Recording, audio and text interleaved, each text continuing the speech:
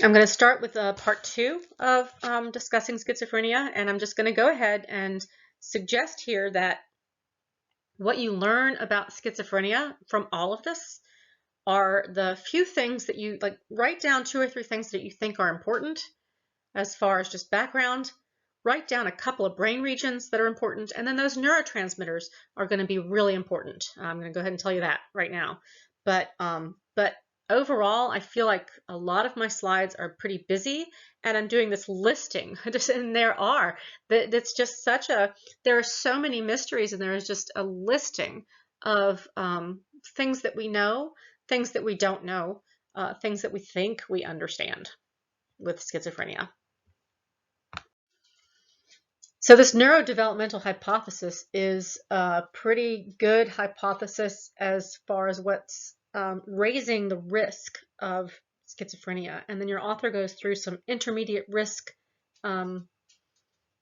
factors and then some low risk factors, and he does not provide, there are no really high risk factors. There aren't a lot of things that we can point to say, if this happens, you are much more likely to have a baby who is schizophrenic. They're just somewhat elevating the risk, and some of those include the poor nutrition of the mother while pregnant, whether that is, there are certain nutrients that specifically make it more likely, and so any kind of substance abuse and sleep problems and stress problems, low birth weight of the baby, complications during pregnancy, complications of the birth.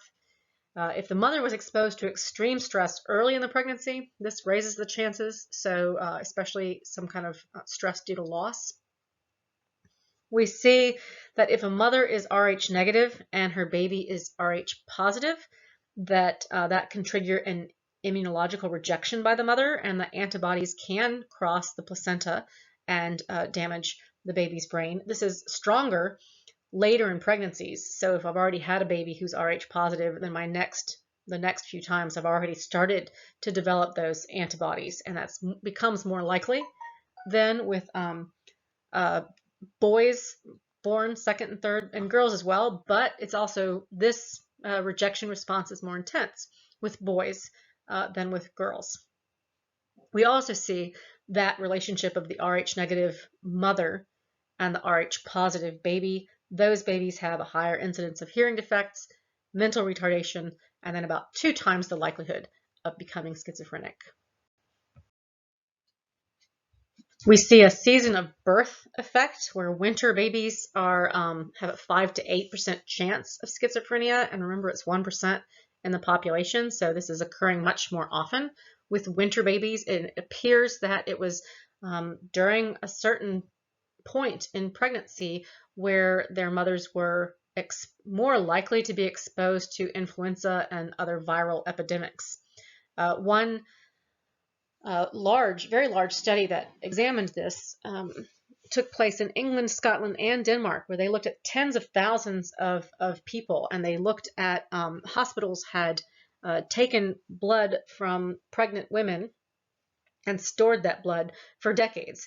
And then they went back and looked what was the incidence of schizophrenia and what was the likelihood of having some kind of influenza or other virus.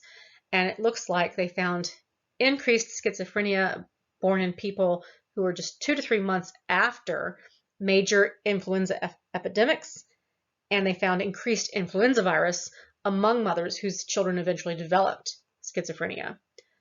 We also see rates of schizophrenia as being increased if the mother has had during pregnancy rubella, herpes, or other infections. So viral infections in the mother can do a number of things here. One is to increase the cytokines in the mother that can impair the brain development of the fetus. And second is to cause a fever that can also damage fetal brain development. Another infection during childhood can also increase the risk of schizophrenia, and this is the infection of Toxoplasma gondii. Khaled talked about this earlier in the emotion chapter, and I skipped it, but we're going to come back to it briefly here, where These parasites can live inside cats, and cats aren't bothered by them. The cats will then poop them out, and so they'll be in the cat poop. And other animals might burrow or nest or eat some of that cat poop, get the parasite into them, and it damages their amygdala, which then makes them so they're not afraid of cats and are more likely to be killed and eaten by the cat, and thus the cat gets the parasite back into it. And the parasite has a way to live. These are parasites that are also potentially dangerous to people, and especially pregnant mothers should stay away from cat poop, or at least, if you're changing a litter box, do it with gloves. And immunocompromised people, and then during early childhood as well, it can increase the risk. Finally, another aspect of environment that he talks about is head injuries in early childhood, and what's happening there is less clear, but having a head injury in early childhood is correlated with schizophrenia. Whether the schizophrenia is causing a more likelihood to have a head injury, or whether a head injury is making the brain more vulnerable to schizophrenia or causing some abnormal brain development is unclear. But there are, so I'm going to talk about the symptoms, or we talked about the symptoms, and I'm going to talk about them as something we really start to see during puberty. This is going to become more and more clear the more I talk about schizophrenia, and after, so into after puberty. But there are studies that suggest that even during childhood, it was somewhat clear that the child was different, and they see some, if they've gone back to look at, to watch people after they've developed schizophrenia, and now that we have the ability, or as soon as we really got the ability to go back and look at videotapes and recordings of people in their youth, they were noticing that they were just not having the same kinds of emotional responses. And so there are some differences in children who have schizophrenia. They just don't have the symptomology that we see as we get older. But what's happening with those head injuries? It's unclear. It's one of those correlations that's just we don't know if it's the A affecting B, B affecting A, or some third variable involved.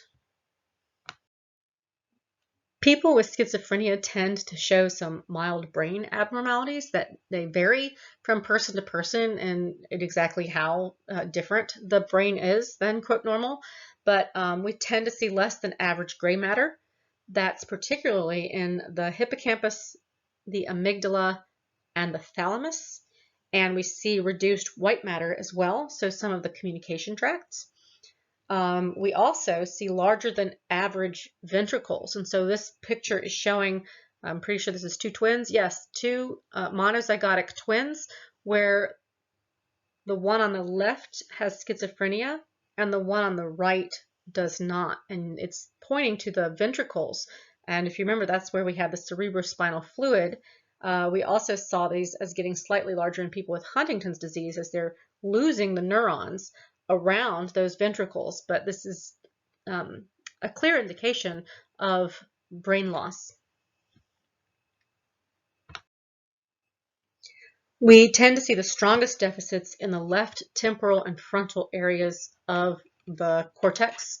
They also tend to have a smaller thalamus, and the dorsolateral prefrontal cortex is not only smaller, but it has weaker than average connections between the dorsolateral prefrontal cortex and other areas. We actually have talked now about the dorsolateral prefrontal cortex a number of times because we did the Stroop task, and I mentioned it there that it's helping us to inhibit that wrong response. And we can go back to the task that they were creating disorganized speech in people and see that inhibition of an unwanted response, it takes effort, and we're seeing less activity in that area for people who are schizophrenic, as well as weaker connectivity. And so what it looks like they're doing in a lot of these tasks is to in research is to have different connectivity or different communication in different areas, trying to compensate basically for that weakness in the dorsolateral prefrontal cortex. But what that means, what all of that means, is that there are deficits in memory and attention, which now I've mentioned a few times. I also got one of these pictures from, what's her name, Laura Freeberg, and the Behavioral Neuroscience book, as I think it's a very telling picture. And the yellow areas in this picture are showing where there's decreased brain volume in many studies. And then as it gets darker and darker red, there's decreased brain volume in schizophrenics compared to normal people in fewer and fewer studies. But what we see is when we go through that, if you would go back to the development of the brain during adolescence, and we saw that synaptic pruning that occurred. So we see this exuberance and proliferation of neurons when we are early in adolescence, and that synaptic pruning, where we are now making the brain more efficient by the time we are towards the end of our really emerging adulthood, so about the age of 25 years old, that brain loss at that point, when we see brain loss in, quote, normal people, because of healthy synaptic pruning, we see a great deal more brain loss in people with schizophrenia.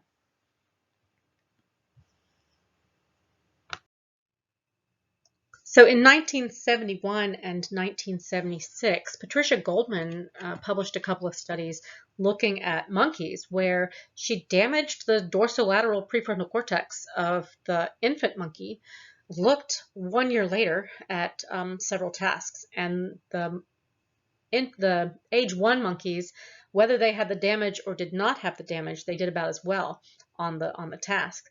But then by the time they were 2 years old, there was now a clear effect of the lesion, of the damage that was done when they were infants, and they performed much worse than the undamaged monkeys. And what this suggests is, to a great extent, that when the monkeys were at 1 year old, neither one was very good at the task, as really the dorsolateral prefrontal cortex is those areas of the frontal lobes are some of the last areas for us to develop. And again, we're doing this later in our lives, and so we're not seeing as much of the influence of that when it's not yet developed anyway. By the time the monkeys are 2 years old, they've developed, and they're at the point when they can do these more memory attention tasks. And so now we see a clear effect of the lesion or damage.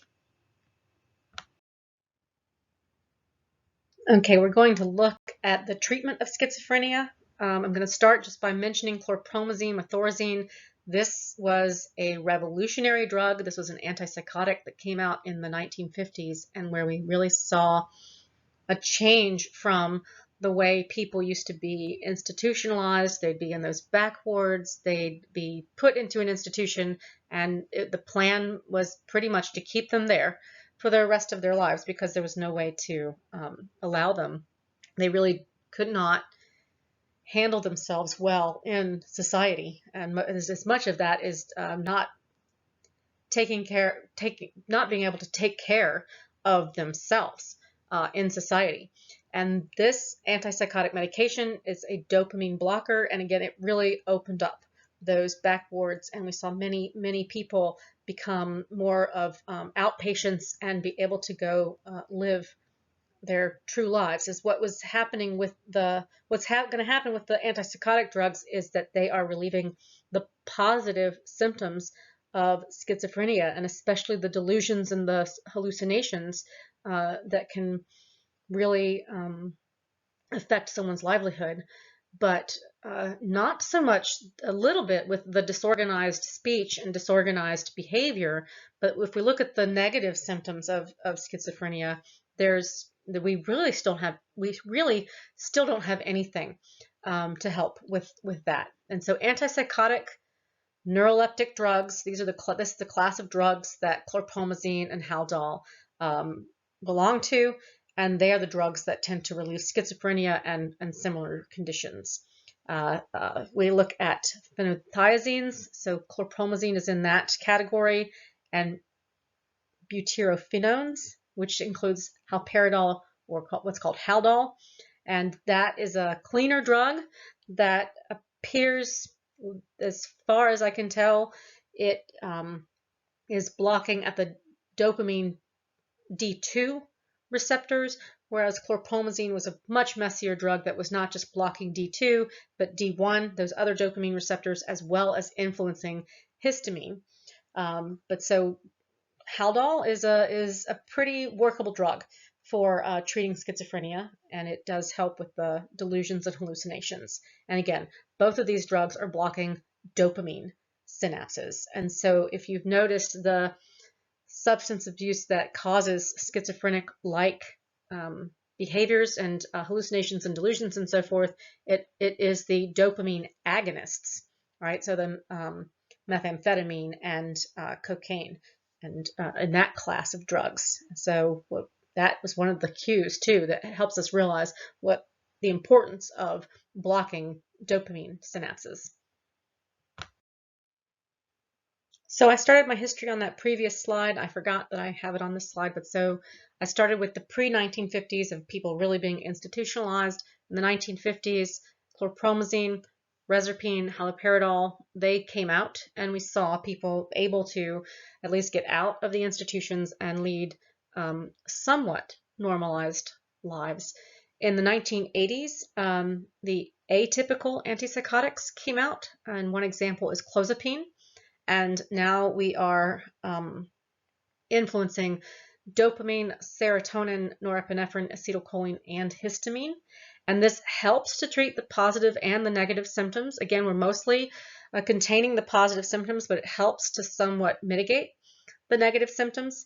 And these have no Parkinson's or what's called tardive dyskinesia. So the other place that we've talked about dopamine, if you remember, is in those movement disorders. And what we see with Parkinson's, right, is a degeneration of the substantia nigra such that I'm not getting dopamine up into those, into the basal ganglia. And so if what I'm doing with my antipsychotic drug is blocking dopamine, we can see Parkinson's-like symptoms. And what specifically people with schizophrenia can get is what they call tardive dyskinesia, where there's something off about the movement or something dysregulated about the movement. And they can have where their hands, or especially their parts of their face, get stuck in a particular, like just looks like facial paralysis, and they can get stuck for a while. And so it was not only scary and disconcerting, but it also, they already were having kind of enough social problems without having their face stuck in an odd kind of musculature. So we see fewer side effects, but the side effects can be serious, and they get blood tests for their white blood cell count just to check on some of the possible side effects. If we look at the prognosis of schizophrenia, it's not as completely negative as we used to think. So it used to be considered a progressive disorder, which suggests it's going to get worse and worse throughout one's lifetime. This is like Parkinson's or Huntington's, but that does not appear to be the case. And a lot of what we saw with schizophrenia as people tending to get worse was really confounded with the lack of treatment, the people who have less social support and who are poor, they continue to do worse with this particular disorder. But if we get them the appropriate treatment, if they have the appropriate social support, this is not a progressive disorder. And in fact, I found, this is not from your textbook, but from another textbook, I found a really neat study that I like a lot, because I really want to, as much as possible, let people know how dangerous I think it is to prescribe a pill and move on. And that kind of, we have this immediate gratification, or I just want a quick fix or the cheapest fix of my problems. And so we can go and just get a medication and be better. And that's not the way this works. And so if we look at, and this study is looking at relapse rates after, in the first year after treatment. And if we look at people who are just taking medication, they do have a pretty high relapse rate of 40%.